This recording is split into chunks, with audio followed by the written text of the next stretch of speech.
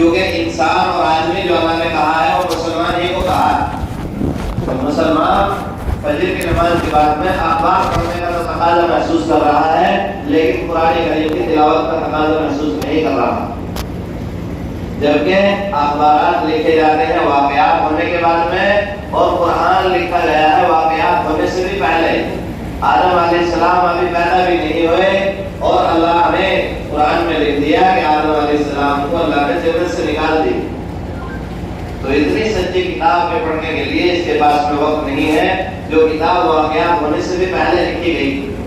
اور میرے بزرگوں دوستو یاد رکھو، جو اخبار پڑھے گا چاہے کتنا ہی صلاحیت مند صحیح، جو اخبار پڑھے گا تو وہ لا محالہ یہ کہے گا کہ جو اس ملک کا وزیر چاہے گا، جو اس ملک کا حاکم چاہے گا وہ ہوگا۔ جو قرآن پڑھے گا وہ کہے گا جو اللہ چاہے گا وہ ہوگا۔ اور جو اخبار اور قرآن دونوں پڑھے تو یہ قرآن نہیں سمجھ سکتا، چاہے اس آدمی کے پاس میں کتنی ہی صلاحیت موجود ہو۔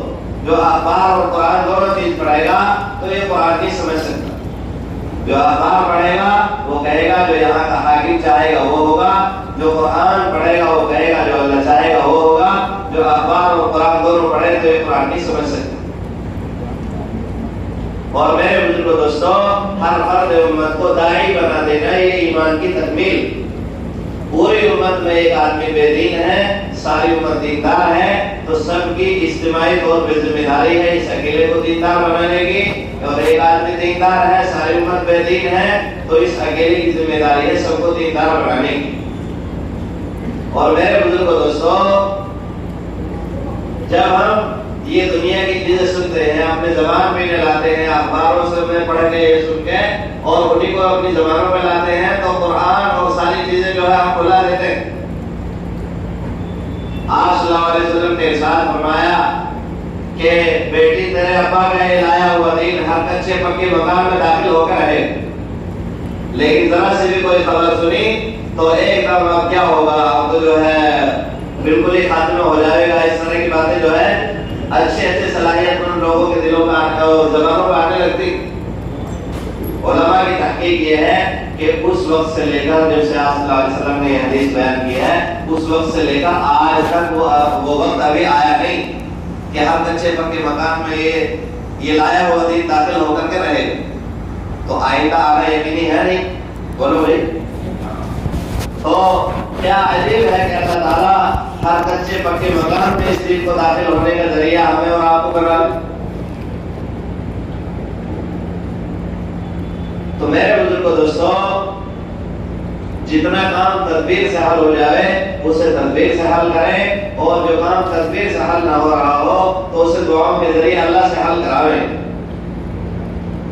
اور اللہ کی غیبی مدد جس چیز کا نام ہے، مولانا الیاس صاحب رحمۃ اللہ علیہ فرماتے تھے کہ اللہ کی غیبی مدد جس چیز کا نام ہے اس کا اصول یہ ہے کہ وہ پہلے سے حوالے نہیں کی جاتی، عین وقت پر ساتھ میں لگا دی جایا کرتی ہے، اور ایمان و توکل کی شرط یہ ہے کہ اس سے یقین اپنی منصوبہ سے زیادہ ہو۔ اپنے ہاتھ کی کمائی کا جتنا زیادہ یقین ہے اس سے کہیں زیادہ یقین اللہ کی نصرت کا۔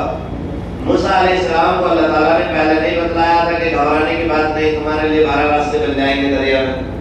ابراہیم علیہ السلام کو اللہ نے پہلے اطلاع نہیں کی تھی کہ ڈرنے کی بات نہیں ہے، آپ تمہارا کچھ نہیں بگاڑے گی، لیکن جب وقت آیا تو اللہ نے اپنی نصرت ساتھ میں لگا دی۔ جب وقت آیا تو اللہ نے اپنی نصرت کیا کر دی؟ ساتھ میں لگا دی۔ اور میرے بزرگوں دوستوں، ایک اللہ کا اصول یہ ہے کہ اللہ اپنی مدد بھیجنا چاہتا ہے صعوبتوں میں، اور ہم اللہ کی مدد کو دیکھنا چاہتے ہیں آسانیوں میں۔ اللہ صعوبتوں میں اور مشکلات میں اپنی مدد بھیجنا چاہتا ہے، اور ہم دیکھنا چاہتے ہیں آسانیوں میں۔ اور اللہ اپنے اصولوں سے ہٹنے والا نہیں، اللہ اپنے اصولوں سے ہٹنے والا نہیں، وہ اپنی مدد کائیں میں بھیجتا ہے، صعوبتوں میں مشکلات میں اپنی مدد بھیجتا ہے۔ اور میرے بزرگوں دوستوں، اللہ کی غیبی مدد جس چیز کا نام ہے اس کا اصول یہ ہے کہ وہ پہلے سے حوالے نہیں کی جاتی، عین وقت پر ساتھ میں لگا دی جایا کرتی ہے، اور ایمان و توکل کی شرط یہ ہے کہ اس سے یقین اپنی مقصودہ سے زیادہ ہو۔ اور میرے بزرگوں دوستوں، مولانا الیاس رحمۃ اللہ علیہ ایک بات یہ فرماتے تھے کہ میرے ملفوظات کو ملفوظات ہونے کی حیثیت سے نہ لیا کرو، میرے ملفوظات کو تم نصوص میں تلاش کیا کرو، یعنی قرآن آیتوں میں تلاش کیا کرو۔ کبھی فرماتے ہیں کہ میرے کہہ دینے کی وجہ سے عمل کر لینا بے دینی ہے، جو کچھ مجھ سے سنو اسے قرآن و سنت پر پیش کرو اور اپنے بھروسے پر عمل کرو۔ میرے بزرگ دوستو، ہمارے کام کے جو اصول ہیں وہ قرآن، سنت اور صحابہ رضی اللہ عنہ کی زندگی ہے ہمارے کام کے اصول۔ ایک بات مولانا الیاس صاحب رحمۃ اللہ علیہ فرماتے تھے کہ پرانوں کا ادب و احترام نہ کرنا محرومی ہے، لیکن اسی کو اصل کی جگہ قرار دینا کفر و شرک کا راستہ ہے اور صراط مستقیم ان دونوں کے بیچ میں۔ پرانوں کا ادب و احترام ہر حال میں مکمل طریقے سے کریں گے، لیکن بات وہ لیں گے جو قرآن و سنت اور صحابہ میں۔ کہاں ہے جو بات؟ قرآن و سنت اور صحابہ میں۔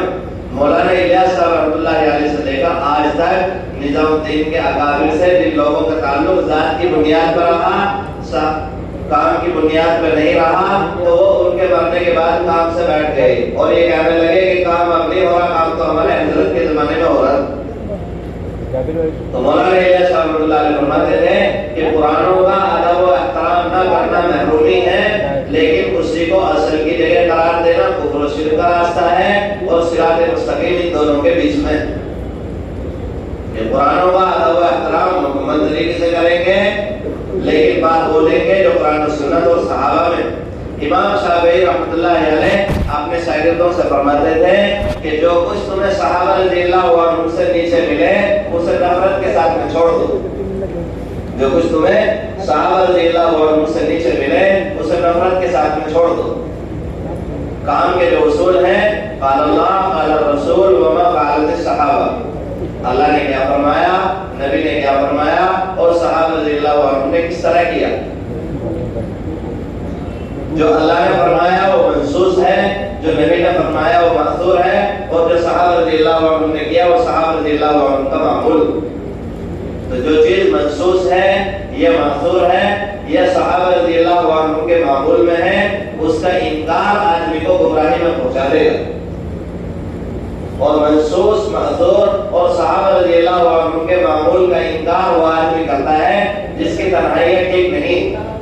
یہ آدمی تنہائیوں میں گناہ کرتا ہے، چاہے چھوٹے کرے یا بڑے کرے، لیکن کرتا ضرور۔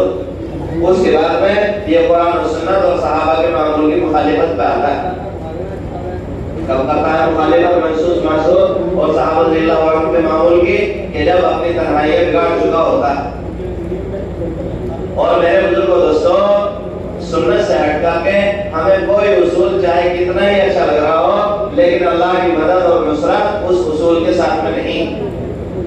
مخالفت آدمی کو کرنی چاہیے، لیکن مخالفت کے لیے شرط یہ ہے کہ وہ کام جس کی ہم مخالفت کر رہے ہیں قرآن و سنت کے خلاف۔ اگر قرآن و سنت کے خلاف نہیں ہے تو مخالفت کی گنجائش نہیں۔ اور میرے بزرگوں دوستوں، اللہ تعالیٰ کا اپنے دین کو پوری دنیا میں باقی رکھنے کا جو ضابطہ ہے وہ اللہ کے راستے کی نقل و حرکت، اللہ کے راستے کی نقل و حرکت، یہ بھی ذات مقصود ہے۔ اور میرے بزرگوں دوستوں، جو کام سنت کے مطابق ہے اس کا نام مجاہدہ ہے، اور جو محنت سنت سے ہٹی ہوئی ہو اس کا نام مشقت ہے۔ مجاہدہ آدمی کو جنت میں لے جائے گا اور مشقت اسے جہنم میں لے جائے گی۔ اور میرے بزرگوں دوستوں، اللہ تعالیٰ کا ارشاد ہے وَمَا خَلَقْتُ الْجِنَّ وَالْإِنسَ إِلَّا لِيَعْبُدُونَ، کہ میں نے جن اور انسان کو صرف اپنی عبادت کے لیے پیدا کیا ہے۔ امام غزالی رحمۃ اللہ علیہ نے لکھا ہے کہ اللہ کی عبادت 10 چیزیں: نماز، روزہ، حج، زکوٰۃ، قرآن کریم کی تلاوت، اللہ کا ذکر، تجارت، پڑوسیوں کے ساتھ حسن سلوک، اچھی باتوں کا حکم کرنا، بری باتوں سے منع کرنا، اور سنتوں کا اہتمام کرنا۔ یہ 10 چیزیں عبادت ہیں۔ اگر کسی کے اندر ان 10 میں سے ایک بھی نہیں ہے تو اس کا دین ناقص، کیونکہ دین ایسا جزا ہے کہ اس کے ٹکڑے نہیں ہوتے، اور کامل دین پہ چلنے سے کامل نتیجے نکلتے ہیں، اور ناقص دین پہ چلنے سے ناقص نتیجے نکلتے ہیں۔ اور آپ صلی اللہ علیہ وسلم نے ارشاد فرمایا پوری نماز 3 حصوں میں تقسیم ہے، ایک حصہ باقی میں ہے، ایک حصہ رکوع میں ہے، ایک حصہ سجدے میں۔ پاک ہونے کا کیا مطلب کہ وضو غسل اچھی طرح سے کر کے صاف ستھرے کپڑے پہن کے آ جاوے تو پاک ہو گیا۔ نماز کے صحیح ہونے کی 13 شرطوں میں سے سب سے پہلی شرط کیا ہے؟ بدن کا پاک ہونا۔ تو ایک تہائی نماز پاکی میں۔ تو میرے بزرگوں دوستو، وضو غسل کے ذریعے سے بدن کا صرف ظاہری حصہ پاک ہوتا ہے، لیکن خون، گوشت، ہڈیاں بغیر اس کمائی کے پاک نہیں ہوں گی جو پیٹ میں جا رہی۔ جو آدمی سود اور سور کھانے کے گناہ کو برابر کا نہیں سمجھ رہا تو اس کا اللہ کی کتاب قرآن کریم پہ ایمان نہیں۔ اللہ کی کتاب قرآن کریم پہ ایمان لانے کا مطلب یہ ہے کہ میں نے اس کے حلال کردہ کو حلال قرار دیا اپنے عمل کے اعتبار سے، اور اس کے حرام کردہ کو حرام قرار دیا اپنے عمل کے اعتبار سے۔ آپ صلی اللہ علیہ وسلم نے ارشاد فرمایا، ما آمن بالقرآن من استحل محارمہ، کہ جس شخص نے اللہ کی کتاب قرآن کریم کے حلال کے ہوئے کو حرام کے ہوئے کو حلال کر لیا، یعنی حرام کو کرنا چھوڑ نہیں رہا، تو اس کا اللہ کی کتاب قرآن کریم پہ ایمان نہیں۔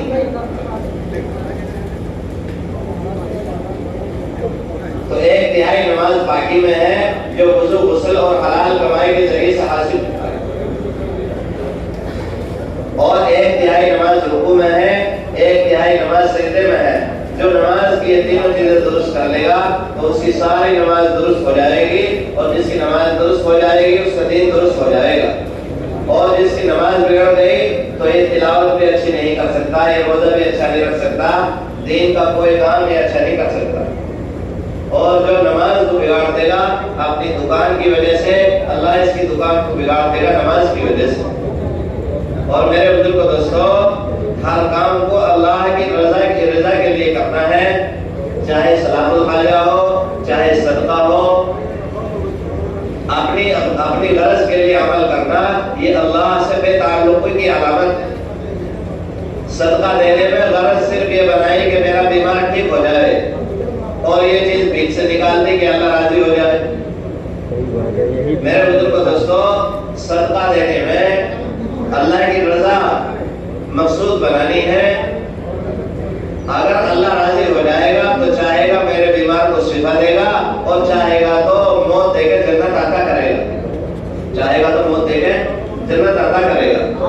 ایسی صلاۃ الحاجہ میں صرف حاجت پوری کرنا، اپنی غرض بنانا، یہ اللہ سے بے تعلقی کی علامت، جبکہ صلاۃ الحاجہ تو پڑھی ہی حاجت کے لیے جاتی ہے، لیکن اس میں بھی کیا مقصود بنانا ہے؟ اللہ کی رضا۔ اپنی غرض کے لیے کوئی بھی عمل کرنا یہ اللہ سے بے تعلقی کی علامت۔ اور میرے بزرگوں دوستو، آپ صلی اللہ علیہ وسلم نے ارشاد فرمایا، من طلب الدنیا حلالا مکاثرا مفاخرا مرائیا لقی اللہ وهو علیہ غضبان، ومن طلب الدنیا حلالا استعفافا عن المسألة وسعيا على عياله وتعطفا على جاره لقي الله يوم القيامة ووجهه كالقمر ليلة البدر، کہ جو آدمی حلال کمائے مالدار بننے کے لیے نمازوں میں سستی کیے بغیر، کسی کو دھوکہ دیے بغیر، تو اللہ سے اس حال میں ملے گا کہ اللہ اس سے سخت ناراض ہوگا۔ اور جو آدمی حلال کمائے سوال سے بچنے کے لیے، بے بچوں پہ خرچ کرنے کی نیت سے، پڑوسیوں کے ساتھ حسن سلوک کی نیت سے، تو یہ اللہ سے اس حال میں ملے گا کہ اللہ اس سے اتنا راضی ہوگا، اتنا راضی ہوگا کہ اس کا چہرہ 14ویں رات کے چاند کی طرح چمک رہا ہوگا، اور اتنی برکتیں اللہ اس کے کاروبار میں لے آئے گا کہ بغیر سبب کے اللہ اسے بری کر دے گا، بغیر سبب کے اللہ اسے کیا کر دے گا؟ بری کر دے گا۔ اور 4 چیزیں آپ صلی اللہ علیہ وسلم نے تجارت میں شرط کے طور پہ بیان فرمائی۔ آپ صلی اللہ علیہ وسلم نے ارشاد فرمایا، تجارت میں کوئی خیر نہیں ہے مگر اس شخص کے لیے خیر ہے جو اپنے سامان کی تعریف نہ کرے، جس سامان کو خرید چکا ہے اسے برا نہ کہے، اور حلال کمائے اور اپنے کاروبار میں قسمیں نہ کھاوے۔ یہ 4 چیزیں شرط کے طور پر، اپنے سامان کی تعریف نہ کرے، جس سامان کو خرید چکا ہے اسے برا نہ کہے، اور حلال کمائے اور اپنے کاروبار میں قسمیں نہ کھاوے۔ اور میرے بزرگوں دوستو، 2 چیزیں تجارت اور حکومت، انہیں لوگوں کی بڑی تعداد سمجھے بغیر کرتی ہے، اکثریت انہیں سمجھنے سے محروم ہے، تجارت کو بھی سمجھنے سے محروم اور حکومت کو بھی سمجھنے سے محروم۔ حکومت سے عدل مطلوب ہے اور تجارت سے امانت مطلوب۔ سورج دنیا سے 13 لاکھ گنا زیادہ بڑا ہے۔ اتنے بڑے سورج کو اللہ تعالیٰ روزانہ مشرق سے نکال کر مغرب میں لاتا ہے، تو وہ اس بات پر بھی قادر ہے کہ یہ حکم دے دے کہ پلک جھپکنے کے برابر وقت میں ہندوستان میں 1000 پل تیار ہو جائے۔ پلک جھپکنے کے برابر وقت میں لکھنؤ میں 20 سڑکیں تیار ہو جائیں، فوراً ہو جائیں۔ لیکن یہ ذمہ داری اللہ نے حکومت والوں پہ اس لیے ڈالی تاکہ اللہ تعالیٰ ان کے عدل کو پرکھے کہ یہ اس میں رہ کر کے انصاف سے کام کرتے ہیں، یہ بے انصافی سے کام کرتے ہیں۔ تو حکومت سے عدل مطلوب ہے اور تجارت سے امانت مطلوب ہے۔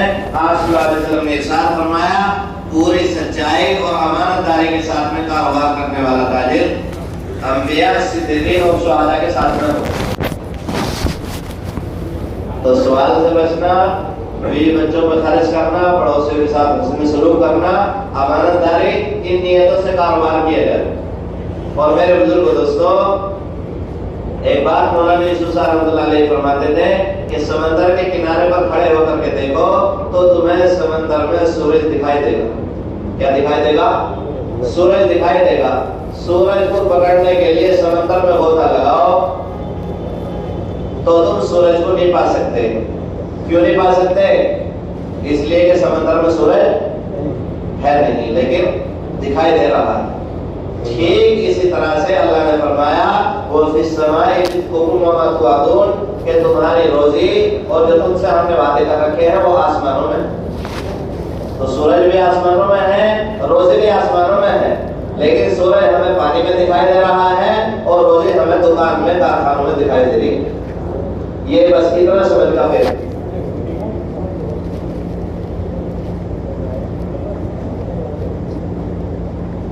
یہی چیز جو ہے ہمیں جلدی سے نکلنے نہیں دیتی کہ ہماری دکان کو کون دیکھے گا، خرچ کیسے چلے گا۔ حالانکہ میرے بزرگ دوستو، جیسے اللہ کا حکم نماز میں ہے کہ اس وقت میں تحیات پڑھو، اس وقت میں رکوع سجدے کی تسبیحات پڑھو، ایسے اللہ کا حکم کاروبار میں بھی ہے۔ تو کاروبار دیا تھا اللہ تعالیٰ نے حکم پورا کرنے کے لیے، اور ہم سمجھ بیٹھے کہ اس سے ہمیں روزی ملے گی۔ اور روزی ہے کہاں؟ روزی آسمانوں میں۔ روزی کہاں ہے؟ آسمانوں میں۔ تو جو سبب کے اندر اللہ کے حکم کو توڑتا ہے تو پھر اللہ اس کے سبب کو توڑتا ہے حکم توڑنے کی وجہ سے، اور اس سبب کے ٹوٹ جانے کے الزام کسی حاکم کو دینا یہ ایسی بیوقوفی ہے کہ نوٹ بندی کی وجہ سے کاروبار ٹھپ ہو گیا، جی ایس ٹی کی وجہ سے کاروبار ٹھپ ہو گیا، کہ اس کا الزام جو ہے حاکموں کو دینا یہ ایسی بیوقوفی ہے کہ جیسے ایکسیڈنٹ ہوا سڑک پہ موٹر سائیکل چلاتے ہوئے اور گھر کی بھینس کو آگے کرائے کہ جو کونے میں بھینس بندھی ہوئی ہے اس کی وجہ سے ٹانگ ٹوٹی۔ میرے بزرگوں دوستوں، اصل کائنات جو ہے وہ مسلمان ہے، اس کے اعمال بگڑنے کی وجہ سے سب لوگوں کے اوپر آسمان سے برے فیصلے اترتے ہیں، اور جس نے اسلام قبول نہیں کیا اللہ نے اسے جانور کہا ہے، اور جانور کا عمل بگڑنے کی وجہ سے انسانوں پہ کوئی مصیبت نہیں آتی، لیکن انسانوں کا عمل بگڑنے کی وجہ سے جانوروں پہ بھی مصیبت آتی۔ تو غیر مسلم چاہے حاکم ہو، عام آدمی ہو، اس کی وجہ سے کسی مسلمان پہ کوئی مصیبت نہیں آتی۔ مسلمان کے اللہ کا حکم توڑنے کی وجہ سے اس کی جان پہ بھی مصیبت آتی ہے، اس کے کاروبار پہ بھی مصیبت آتی ہے۔ تو کاروبار میں جب یہ حد سے بڑھ جاتا ہے اللہ کا حکم توڑنے میں، پھر اللہ اس کے کاروبار کو توڑتا ہے حکم توڑنے کی وجہ سے۔ تو اس لیے میرے بزرگوں دوستوں، ہر جگہ اللہ کے حکموں کو پورا کریں۔ اور میرے بھائی دوستوں، ہمارے کام کا وقار مشورہ ہے، دین اسلام کا وقار نماز ہے، اور دعوت کے کام کا وقار مشورہ ہے۔ مشورے میں ایسے سوچ سمجھ کر کے رائے دی جائے جیسے آدمی امام کو نماز میں لقمہ سوچ سمجھ کر کے دیتا ہے۔ پہلے یہ سوچتا ہے کہ کہیں میں ہی غلطی پہ نہ ہو سکتا ہے امام صاحب کی آیت ٹھیک ہو، تو پہلے سوچ کر کے پھر لقمہ دیتا ہے۔ تو مشورے میں ایسے سوچ سمجھ کے رائے دے جیسے امام کو آدمی نماز میں سوچ سمجھ کے لقمہ دیتا ہے۔ اور جس طریقے سے ایک مسجد میں 2 جماعت جائز نہیں، ایسے ہی ایک مسجد میں 2 مشورے جائز نہیں۔ ایک مسجد، ایک جماعت، ایک امام، ایسے ہی ایک امیر، ایک مشورہ۔ جیسے ایک مسجد میں 2 جماعت جائز نہیں ہے، ایسے ہی ایک مسجد میں 2 مشورے جائز نہیں۔ اور میرے بزرگ دوستوں، اجتماعیت قائم کرنے کے لیے آپ صلی اللہ علیہ وسلم نے تعلیم دی ہے، صلو خلف کل بر و فاجر، کہ ہر فاجر اور نیک آدمی کے پیچھے نماز پڑھ لو، کائی کی وجہ سے تاکہ اجتماعیت میں ٹوٹ، اور جو اجتماعیت کو توڑنے کا ذریعہ بنے، اس سے بڑا گناہ کسی کا نہیں۔ اور میرے بزرگ دوستوں، جن ساتھیوں کی رائےوں کا مشورے میں اعتبار کیا جاتا ہے، ان کی خاموشی مداہنت، اور مداہن کے ذریعے اللہ اپنے دین کی حفاظت نہیں کرائے گا۔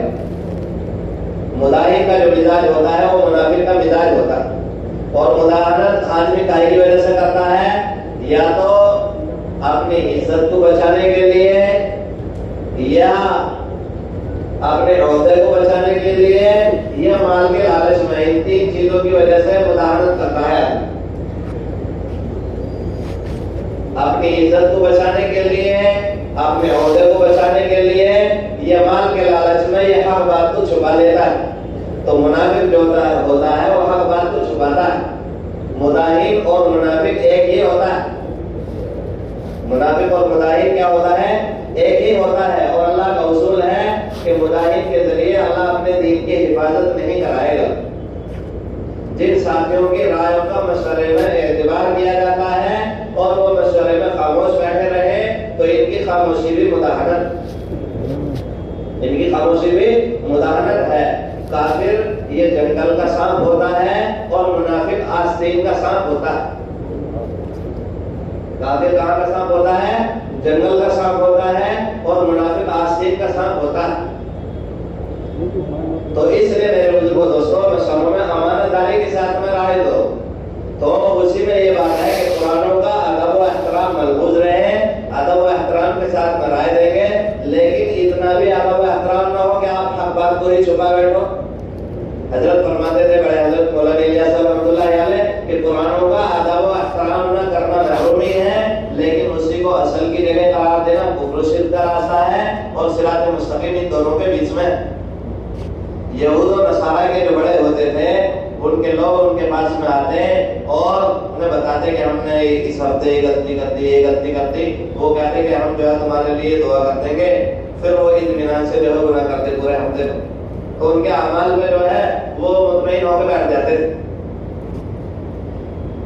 تو اس لیے میرے بزرگوں دوستوں، عمل کا ملکہ اللہ نے سارے انسانوں میں برابر کر رکھا ہے۔ اسی دعا سے نبی کا مسئلہ حل ہوتا ہے، اسی دعا سے علماء کا مسئلہ حل ہوتا ہے، اور اسی دعا سے عام آدمی کا مسئلہ حل ہوتا ہے۔ اور دعاؤں کا اہتمام کیا جائے، امانت داری کے ساتھ میں مشوروں میں رائے دی جائے، جتنا کام تدبیر سے حل ہو جائے اسے تدبیر سے حل کریں، اور جو تدبیر سے حل نہ ہو رہا ہو تو اسے دعاؤں کے ذریعے اللہ سے حل کرائیں، کیونکہ آپ صلی اللہ علیہ وسلم نے ارشاد فرمایا ما من دعوت اسرع اجابۃ من دعوت غائب لغائب، کہ کسی کی غیر موجودگی میں جو اس کے حق میں دعا کی جاتی ہے، اس دعا سے جلدی اور کوئی دعا قبول نہیں ہوتی۔ اور جہاں بھی ہماری جماعت جائے اور جہاں بھی ہم ملاقاتیں کر رہے ہوں، تو کسی معترض کے اعتراض کا جواب دینے کے چکر میں نہ پڑے، کیونکہ معترض اللہ کی رحمت سے محروم ہوتا ہے، اور ہمیں جواب والے کام میں ڈال کر کے ہمیں بھی اللہ کی رحمت سے محروم کرانا چاہتا ہے۔ نظام الدین سے ہمیں تعلیم دی جا رہی ہے کہ جب کوئی اعتراض کرے تو تم خاموش رہو، جب کوئی اعتراض کرے تو تم کیا کرو؟ خاموش رہو۔ تمہارے خاموش رہنے سے تمہاری طرف سے فرشتہ جواب دے گا، اور فرشتہ ظاہر میں نہیں بولے گا آگے۔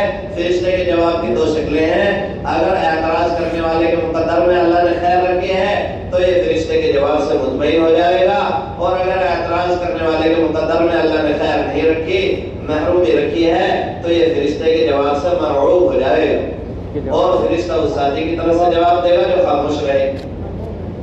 اور میرے بزرگوں دوستوں، ایک اصول اللہ کا یہ چلا آ رہا ہے کہ اللہ کے نبی صلی اللہ علیہ وسلم کے بارے میں اور اللہ کے دین کی محنت کرنے والے ذمہ داروں کے بارے میں کوئی آدمی چھپ کر بھی کوئی بات کہے گا تو کسی نہ کسی واسطے سے وہ بات اللہ ان تک پہنچا دے گا۔ اللہ کے نبی صلی اللہ علیہ وسلم کے بارے میں اور اللہ کے دین کی محنت کرنے والے ذمہ داروں کے بارے میں کوئی آدمی چھپ کر بھی کوئی بات کہے گا تو کسی نہ کسی واسطے سے وہ بات اللہ ان تک پہنچا دے گا۔ اور جو اللہ کے دین کی محنت کرنے والے ذمہ داروں کے مقابلے میں آتا ہے تو اس کے مقابلے میں اللہ آ جاتا ہے۔ کون آ جاتا ہے اس کے مقابلے میں؟ اللہ آ جاتا ہے۔ اور میرے بزرگوں، اللہ کی طرف بلانے والا یہ اللہ کی طرف سے بلانے والا ہوتا ہے۔ 3 صحابہ کو آپ صلی اللہ علیہ وسلم نے کسرا کے پاس میں دعوت دینے کے لیے بھیجا۔ جب تینوں صحابی وہاں پہنچے تو تینوں میں سے کسی ایک نے بھی جا کر کے یہ نہیں کہا کہ ہمیں مدینہ منورہ سے بھیجا گیا۔ جا کر کے انہوں نے کہا اِبْتَعَثَنَا اللَّهُ إِلَيْكَ کہ تیرے پاس میں ہمیں اللہ نے بھیجا۔ کس نے بھیجا ہے؟ اللہ نے بھیجا۔ کسی بھی صحابی کا کوئی واقعہ ہے تو خالص اس زمانے کے لیے نہیں ہے، قیامت تک کے لیے۔ کب تک کے لیے ہے؟ قیامت تک کے لیے۔ تو ہر ساتھی جب ملاقات میں جا رہا ہو تو اسے یہ یقین ہو کہ میں اللہ کا بھیجا ہوا ہوں۔ کس کا بھیجا ہوا ہوں؟ اللہ کا بھیجا ہوا ہوں۔ اللہ کی طرف بلانے والا اللہ کی طرف سے بلانے والا ہوتا۔ تو ان تینوں صحابہ نے جا کر کے یہ کہا کہ تیرے پاس میں ہمیں اللہ نے بھیجا ہے۔ اور پوری دنیا میں یہ بات مشہور ہو گئی کہ کسرا نے آپ صلی اللہ علیہ وسلم کا خط پھاڑا، اللہ نے اس کا ملک پھاڑ دیا۔ اور بات میرے بزرگوں دوستو یہ ہے کہ تحریر کے ساتھ میں اگر افراد نہ ہو تو تحریر بے اثر ہوتی۔ تحریر کے ساتھ میں اگر افراد نہ ہو تو تحریر بے اثر ہوتی۔ اس زمانے میں آپ کتنی مثالیں دیکھتے ہو کہ آپ صلی اللہ علیہ وسلم کا خط نہیں بلکہ بہت سے قرآن کے اوراق پھاڑ دیتے ہیں اور اپنی آنکھوں سے ان کا کچھ بگڑتا ہوا نہیں دیکھتے، جبکہ قرآن کے اوراق تو آپ صلی اللہ علیہ وسلم کی تحریر سے زیادہ اثر رکھتے۔ تو تحریر کے ساتھ میں اگر افراد نہ ہو تو میرے بزرگوں تحریر بے اثر ہوتی۔ اصل بات یہ ہے کہ 3 صحابہ کو آپ صلی اللہ علیہ وسلم نے کسرا کے پاس میں دعوت دینے کے لیے بھیجا تھا اور خط ثبوت کے طور پہ دیا تھا۔ ان 3 صحابہ کی دعوت کو جو اس نے ٹھکرایا ہے، یہ دعوت کو ٹھکرانا اس کے ملک کو پھٹنے کا سبب بنا۔ اس نے کہا کہ یہ کون آدمی ہے جس نے ہمیں دعوت دینے کی ہمت کی ہے، اسے قید کروا کے منگواؤ۔ یمن کے گورنر بازان کو اس نے خط لکھا تو یمن کے گورنر بازان نے 2 آدمی آپ صلی اللہ علیہ وسلم کو قید کرنے کے لیے بھیجے، اور آپ صلی اللہ علیہ وسلم نے اپنی مسجد میں اعمال دعوت اور اعمال عبادت کا ایسا ماحول بنایا ہوا تھا کہ اگر کوئی آدمی برے ارادے سے بھی وہاں داخل ہو جائے تو ہدایت لیے بغیر واپس نہیں جاتا۔ جب یہ دونوں آدمی وہاں آئے آپ صلی اللہ علیہ وسلم کو قید کرنے کے لیے تو کسی ایک صحابی سے بھی آپ صلی اللہ علیہ وسلم نے یہ نہیں کہا کہ دیکھو یہ دونوں مجھے قید کرنے کے لیے آ رہے ہیں، ان سے میری حفاظت کر۔ یہ دونوں جب مسجد نبوی کے قریب پہنچے تو وہاں اعمال کا ماحول دیکھ کر کے دور سے ہی کانپنے لگے۔ آپ صلی اللہ علیہ وسلم نے انہیں قریب بلوایا، ان کا اکرام کیا، رات گزروائی، اعمال کا ماحول مسجد نبوی میں دکھلایا، انہیں کھانا کھلوایا۔ صبح کو آپ صلی اللہ علیہ وسلم نے صحابہ رضی اللہ عنہ سے کہا کہ انہیں اب میرے پاس لے آؤ۔ جب وہ آپ صلی اللہ علیہ وسلم کے قریب آئے تو آپ صلی اللہ علیہ وسلم نے پوچھا تمہارا کیا ارادہ ہے؟ کہنے لگے ہمارے آقا کسرا نے آپ کو قید کرنے کے لیے بھیجا ہے۔ آپ صلی اللہ علیہ وسلم نے فرمایا کہ تمہارے جس آقا نے مجھے قید کرنے کے لیے بھیجا ہے، رات میرے آقا اللہ نے اسے قتل کر دیا۔ تو ان دونوں نے یہ بات اپنی کاپی پر لکھ لی اور جو وقت آپ صلی اللہ علیہ وسلم نے بتلایا تھا وہ وقت بھی لکھ لیا اور صورتحال کا جائزہ منوایا۔ تو وہی وقت نکلا جو آپ صلی اللہ علیہ وسلم نے بتلایا۔ یمن کے گورنر بازان نے جواب بھیجا کہ ہاں رات اس کے بیٹے نوشیروان نے اسے قتل کر دیا اور اپنے آپ خودکشی کر کے مر گیا۔ خاندان میں ایک آدمی بھی ایسا نہیں بچا جو حکومت سنبھالے، تو عورت نے حکومت سنبھالی۔ اور یہ دونوں اسلام میں داخل ہو کر کے ہدایت کے ساتھ میں واپس لوٹے اور یمن کے گورنر بازان کی ساری قوم اسلام میں داخل ہو گئی۔ تو میرے بزرگوں دوستو، یہ طریقہ تھا جو آپ صلی اللہ علیہ وسلم نے سکھایا تھا کہ اعمال دعوت اور اعمال عبادت کا ہر مسجد میں ایسا ماحول بن جائے 24 گھنٹے کہ اگر کوئی آدمی برے ارادے سے بھی ہماری مسجد میں داخل ہو جائے تو وہاں سے ہدایت لیے بغیر واپس نہ جائے۔ اور میرے بزرگوں دوستوں، اپنی نصیحتیں کرنے میں، اپنی بیانات کرنے میں، جماعتوں کی روانگی کرنے میں، ہر چیز میں سیرت کو سامنے رکھیں۔ آپ صلی اللہ علیہ وسلم اپنے صحابہ پر محنت کرتے رہتے تھے اور محنت کر کر کے امتحان لے کر کے دیکھتے رہتے تھے کہ جو عمل میں نے انہیں سکھلایا ہے اس پر یہ کتنے آئے۔ آپ صلی اللہ علیہ وسلم نے بیان کیا، بیان کے بعد میں پھر آپ صلی اللہ علیہ وسلم نے ارشاد فرمایا ابو بکر تم کھڑے ہو کر کے بیان کرو، تو حضرت ابو بکر صدیق رضی اللہ عنہ نے کھڑے ہو کر کے بیان کیا اور آپ صلی اللہ علیہ وسلم سے کم بیان کیا اور بیٹھ گئے۔ پھر آپ صلی اللہ علیہ وسلم نے فرمایا عمر تم کھڑے ہو کر کے بیان کرو، تو حضرت عمر رضی اللہ عنہ نے کھڑے ہو کر کے بیان کیا، آپ صلی اللہ علیہ وسلم سے بھی کم اور ابو بکر صدیق رضی اللہ عنہ سے بھی کم اور بیٹھ گئے۔ پھر آپ صلی اللہ علیہ وسلم نے ایک صاحب سے فرمایا کہ فلانے تم کھڑے ہو کر کے بیان کرو، تو انہوں نے کھڑے ہو کر کے خوب منہ کھلا کھلا کر کے باتیں کی۔ آپ صلی اللہ علیہ وسلم نے فرمایا ٹھہر جاؤ اور بیٹھ جاؤ، خوب منہ پھیلا کے باتیں کرنا شیطان کی طرف سے ہوتا ہے اور بعض باتیں جادو کی طرح اثر انداز ہوتی ہیں۔ پھر آپ صلی اللہ علیہ وسلم نے عبداللہ ابن مسعود رضی اللہ عنہ سے فرمایا کہ اے ابن ام عبد تم کھڑے ہو کر کے بیان کرو، یہ ان کی کنیت تھی ابن ام عبد۔ تو حضرت عبداللہ بن مسعود رضی اللہ عنہ نے کھڑے ہو کر کے بیان کیا اور فرمایا اللہ ہمارا رب ہے، اسلام ہمارا دین ہے، قرآن ہمارا امام ہے، قبلہ ہمارا کعبہ ہے، اور یہ یعنی محمد صلی اللہ علیہ وسلم ہاتھ سے اشارہ کر کے کہا ہمارے نبی ہیں، اور جو کچھ اللہ اور اس کے رسول کو پسند ہے وہ ہمیں پسند ہے، اور بیٹھ گئے۔ آپ صلی اللہ علیہ وسلم نے فرمایا ابن مسعود نے حق اور سچ کہا، ابن مسعود نے حق اور سچ کہا، ابن مسعود نے حق اور سچ کہا، اور جو کچھ ابن مسعود کو پسند ہے وہ اللہ اور اس کے رسول کو پسند ہے۔ تو اس لیے میرے بزرگوں دوستوں، ساری چیزوں میں، اپنی روانگی میں، کارگزاری میں، کسی ساتھی کو سمجھانے بجانے میں، دو آدمیوں کا فیصلہ کرانے میں، بیان کرنے میں، سب جگہ سیرت کو سامنے رکھنا ہے۔ سنت سے ہٹ کر کے کوئی اصول چاہے کتنا ہی اچھا لگ رہا ہو، اللہ کی مدد اور نصرت اس اصول کے ساتھ میں نہیں ہوگی۔ چاہے ہم اس اصول کے عادی بن گئے ہوں، لیکن اس کے مقابلے میں سنت سامنے آئی ہے تو اسے چھوڑنا لازمی۔ سنت سے ہٹ کے چاہے کوئی اصول کتنا ہی اچھا لگ رہا۔ اور میرے بزرگوں دوستوں، عزیمت کے ساتھ میں تشکیل کریں، یہ نہیں کہ اپنے کام کے لیے نکل کر کے چلے آئیو۔ حضرت ابو موسیٰ اشعری رضی اللہ عنہ 40 دن کی جماعت لے کر کے نکلے۔ ایک ساتھی نے کہا کہ جی مجھے جانور کو چارہ چرانا ہے، کچھ وقت دے دو۔ تو حضرت ابو موسیٰ اشعری رضی اللہ عنہ نے فرمایا سوچ کے کہو کیا کہہ رہے ہو؟ کہنے لگے کہ جی ہاں جانور اللہ کے راستے میں بھی ہے، اسے چارہ چرانا ہے، وقت چاہیے۔ تو ابو موسیٰ اشعری رضی اللہ عنہ نے فرمایا چلے جاؤ۔ جب وہ جانور کو چارہ چرا کر کے آئے تو انہوں نے آنے میں کچھ دیر کر دی۔ تو ابو موسیٰ اشعری رضی اللہ عنہ نے پوچھا کہاں گئے تھے؟ کہنے لگے کہ جی آپ سے تو پوچھ کے گیا تھا جانور کو چارہ چرانے کے لیے۔ ابو موسیٰ اشعری رضی اللہ عنہ نے فرمایا کہ تم نے کوئی اور کام تو نہیں کیا؟ کہنے لگے کہ جی تھوڑا میں گھر بھی چلا گیا۔ تو حضرت ابو موسیٰ اشعری رضی اللہ عنہ نے فرمایا استانف کہ اپنے 40 دن دوبارہ سے شروع کرو۔ اور میرے بزرگوں دوستوں، مولانا یوسف صاحب رحمۃ اللہ علیہ فرماتے تھے اس راستے میں جو جس مقصد سے نکلے گا اس کا وہ مقصد پورا ہو جائے گا۔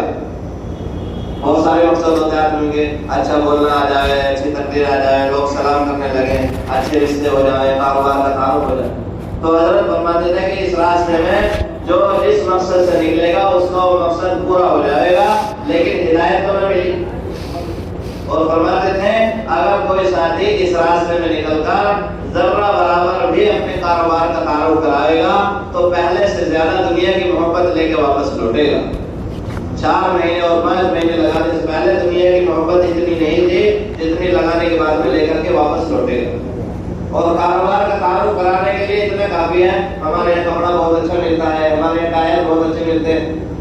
تو حضرت فرماتے تھے اگر کوئی ساتھی ذرہ برابر بھی اس راستے میں نکل کر کے اپنے کاروبار کا تعارف کرائے گا تو پہلے سے زیادہ دنیا کی محبت لے کے واپس لوٹے گا۔